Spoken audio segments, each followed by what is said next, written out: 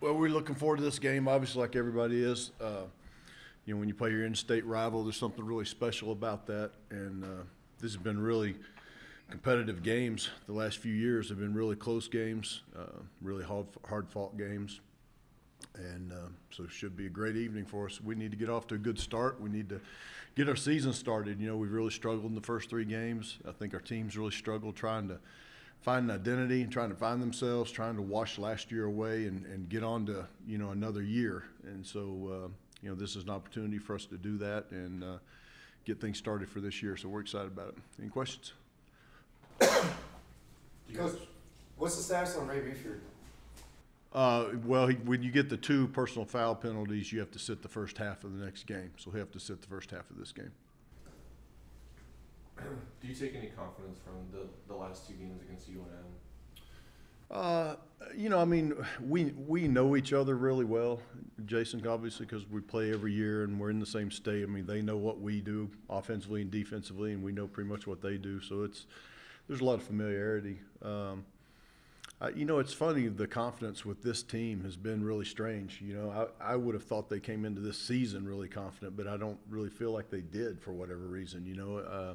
I don't know if it's they're intimidated trying to hold the standard of what happened here last year or what it is, but there's something that's just kind of missing with this group right now. So I'm not real sure with them as far as a confidence factor. I think this is a great opportunity for them to get it started. They've been good to coach. They work hard in practice, but they're not carrying practice over to the games. If that makes any sense. I'm not seeing, the things that I'm seeing in practice, we're not seeing in the games. And so we're not getting better from game to game. That's what made us good last year. I think we started off 2-4 last year, but we were getting better every game. You could see us making improvements, and I'm not seeing that right now. And I don't know if it's I'm not really sure what that is. And so I'm talking with these guys a lot about it, trying to, let them know how much we believe in them as a coaching staff. And we got a talented football team that's underachieving right now. And that's what's frustrating to me. Is it a leadership thing? Are you still trying to find those guys? We've got guys that are stepping up that are trying to be really good leaders. Trell Hanks, Shamad Lomax in particular. Royce Caldwell's been a really good leader for us, a vocal leader. All three of those guys are trying to do that. I think it's a little bit is these guys were playing really tight. It's like they're afraid to make a mistake, and you don't want your guys like that. And a little bit of it was some complacency, just thinking things were just going to happen for them, and that doesn't work that way either. So it's a learning process too. Losing causes problems, and we had those problems around here for a long time. Winning causes problems too. They're just different problems. So that's kind of what our team's learning right now. There's a different standards, there's a different expectation, and I'm just not sure they've handled those expectations as well as what we would have liked. How much is it, the teams that you've played, you probably look at your schedule, the first three games might be some of the toughest for a while. Well, and how much is that, and then how much is your team? Yeah, and you've got a great point there too, and that's where you try to balance everything. I knew before the season that these first three games were a tough start. Now, all three of those teams are going to be in bowl games. It's not like we've played, a poor team or anything like that. And I talked to our team early in the summer about, whether we go 3-0 in those first three games or 0-3, those first three games cannot define our season, because neither one of that's realistic. We've got a lot of games to play, a 9-game season after that, and we've got to just make sure we keep getting better each game. And that's the only thing I'm concerned about right now is getting better. We have 9 games coming. We can win all 9 of them. And we can lose all 9 of them if we don't prepare every week. And so it's, taking it week by week and getting better week by week, and all that other stuff will take care of itself. So, how do you gauge UNM? They play an FCS team and a top 5 team. How do you gauge how good or how bad they are? Well, it's the same guys that they've been playing with most of the time. We know their team very well, and just like I said, they know ours too. So we know we're balanced. We're probably pretty equal talent-wise, both teams. So it just comes down to, who's going to make the fewest mistakes and who's going to make the most plays. You said you mentioned speaking to the guys about what they thought might be issues as to why they are not confident right now. What in those conversations, what have the players told you?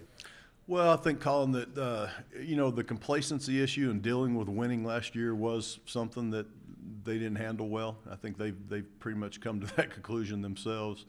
I think the rest of it is just turn it loose and go and play. I just want to see them relax and go play and enjoy the game. The game is the reward for all the work you do during the week. That ought to be the easiest day of the week, the most fun day of the week. And I haven't seen that from our guys yet. I want to see them go out and celebrate the game. Coach, can we get a quick scouting report of New Mexico?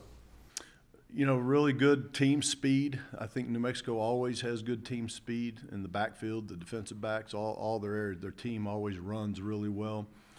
Defensively, a lot of man coverage. They've been like that for years. They want to pressure you a lot, and they do a lot of different things with their pressure package, where your quarterback has got to be sharp and your offensive line has to know where they're going. Your quarterback's got to know that sometimes you're not going to be able to block all those guys that are coming. He's got to get the ball out. And that's what we did so well last year. We protected really well, and Tyler got the ball out on time. We made a lot of plays. On the offense side of the ball, they're probably a lot different than what they were. It's not really the option team that they have been in the past. They still have the ability to run some options, so you have to defend that, but it's more of a spread offense now, probably. I guess better terms. I don't know what they're calling it, but that's what it looks like to us more. So a little bit of difference there. I guess you guys running the football has kind of been a struggle for you guys the first 3 games. But how are you maybe this week trying to build towards improving that? Yeah, we actually ran it really well Saturday at Utah State, and we averaged almost 4 yards per carry, and we had a little bit of pistol offense there that helped us some. So we definitely want to keep improving on that. I thought Christian Gibson came in and gave us a really physical guy in the backfield that he's one of the few guys right now I think that's playing as physical as what we would like to play. So that was better. But, until we establish the fact that we can throw the football effectively, everybody's going to stack the line of scrimmage to stop the run. And you can't block all those guys. When you can throw it, you get some of those safeties, some of those linebackers out of the box. It's a lot easier to run it. Can you just kind of give some insight as to the offensive line? I mean, it's the same line as you had last year. Obviously, you have a different quarterback. So it's the same players, but they're just not effective right now. Yeah, same players and same plays. It's not like we put in a new offense, right? So, we've got 4 starters back in the offensive line, and, disappointed right now the way we're playing up front, Jason, really. And more from a mental standpoint, Saturday against Utah State, it wasn't that we were physically getting beat in pass protection. It's mentally we weren't making the right calls. They weren't executing the calls. And you just can't do that, especially when you have a new quarterback back there, because he starts to get hit when he's not supposed to get hit. Somebody's turned loose on him. Well, then he starts to think everything is a blitz, and that's kind of what happened Saturday. And so we've got to play better up front. And, the quarterback's got to play better. That's the other part of it, too. Those two things go together. He's got to get the ball out on time. We left 24 points on the field up there. We had a touchdown pass called back because we have a receiver moving, which is inexcusable. We have another touchdown pass that we overthrew to Drew Dan, who's 5 yards behind Utah State in the end zone. We have another one that Anthony Muse actually caught, but he caught it a yard out the back of the end zone. Well, it was a yard out the back of the end zone because Matt threw the ball too late. He actually did a great job. He changed the route to that route himself at the line of scrimmage, which is great growth for him as a young quarterback. But then he didn't throw it on time. And then, of course, we missed a chip shot field goal. Those 4 plays make your whole day look different offensively, And but those are the things we're not doing right now. We're doing them in practice, but we're not doing them carried over to the game. And so that's kind of where we are. Coach, what do you look like health-wise, especially at linebacker? Great question, Adam. Linebackers have been a disaster this camp with the injuries. Leon McQuaker is back. He didn't play Saturday. We didn't think he was really ready, but he should be back full speed. Javon Ferguson practiced Sunday, so we feel like we're going to have Javon back full speed. Malik Demby is still out. I don't know that he'll be back this year. It's some nerve issues, and that's a little bit frightening, when you start having those things. So we'll be very cautious with him. Jasavier Reese will still be out with the MCL strain. Hopefully to get him back next week. And Louis with the concussion. Our people do a really good job here with the concussion protocol. And we're probably a little bit more on the conservative side than most places, which I have no problem with. So I would doubt that we'll see Louis this week, but after this week, hope to get him back. Malik practiced a little bit last week.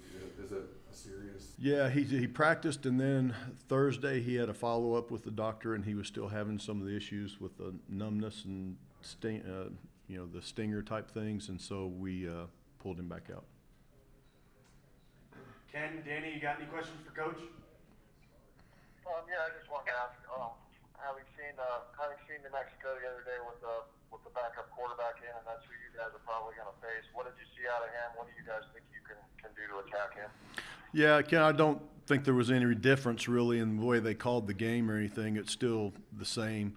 The big issue with us is right now we're giving up 5.9 yards per rush, and that is frightening for us to be doing that going back to those days. We kind of had that solved a little bit last year. So if New Mexico can come down here and run the ball for 5.9 yards per rush, game over. Game over. We've got to be able to defend the run. So we need to make whoever the quarterback is throw the ball to beat us. But we can't just let people hand the ball off like that, and that'll be the biggest issue for us. Any more Coach, questions, one more Coach? time, Coach, could you go ahead and speak one more time about the significance of an in-state rivalry for your fans and for your program? Well, yeah, Tom, obviously our fans, this is the biggest game of the year. It is the in-state rivalry. We've got a lot of in-state players. They do too, that played against each other in high school and all those things. And you always want to win this game. And we've won it the last 2 years, and we're very proud of that. Something that we talk about in the off season.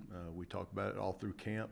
We point at this game, and so it's a huge game. And it's one of the most fun things about college football. You have these rivalries that you play every year. I don't care what state it is. These are always the funnest games that you play in, you coach in, and you get those bragging rights for a year, and that's what it's all about. I thought that the Wyoming game, you guys did a good job, kick coverage and punt coverage, and then I think the last 2 games they've had touchdown returns in some form or fashion. So are you concerned about the return? Yeah, I'm concerned about so many things. I'm not sleeping right now, Jason. But yeah, it's part of the kick coverage problems are all the injuries that we've got at the linebacker positions. All of those guys were on those coverage teams, and now they're not. And so in some cases, we've got some wide receivers that are actually on those cover teams because they're faster than the other backup guys that we might have. But those aren't guys that practice tackling all day either, So that's when injuries, specifically when it comes to one position, really start to hurt you. It really shows in special teams. Now, there's still no excuse for what's happened to us in special teams because the kickoff Saturday, we had 2 guys right there to make the tackle on the 20-yard line, and we just physically don't make the tackle. The punt return you're talking about at Minnesota, I think we had 7 guys that actually hit the returner and didn't bring him down. Well, we can put you in the position to make the play, but you've got to make the play. And so that's where that comes down to. I think our kickers are really good. The punter and the kicker both are performing very well. O.J. Clark's given us something in punt return that we haven't had before around here that we're kind of excited about. But yeah, every time we kick, it's you hold your breath right now with these coverage teams, and it's symptomatic of our whole team. We're playing on special teams just like we are everywhere else right now. We got to play with a little more fierceness. Christian Gibson and Billy Nip are 2 backup players that Christian got his first. He looked okay against Utah State, and Billy Nip obviously for injuries the last couple of games had to step in. Yeah, Christian actually is developing into a really good leader for us too. You talked about leadership a little while ago. Christian's been a really good leader for us, and I love what's happening with him because he's one of those guys. He's been here a long time, and he hasn't seen a lot of action, but he's just stayed with it. He's been a tough kid. He's been very persistent. He's never complained or anything like that. He just keeps working, and now he's starting to find a role on the team where it's going to be very meaningful for him, much like Malik Demby did last year. And Billy Nip's the same way. Billy came here as a walk-on player, and we gave Billy a scholarship, not because he's just a great kid, but because he earned it. He worked hard. Again, he's a great leader. He's a guy you can rely on, and we're glad to have both those guys around. We need more guys playing like those 2 guys right now.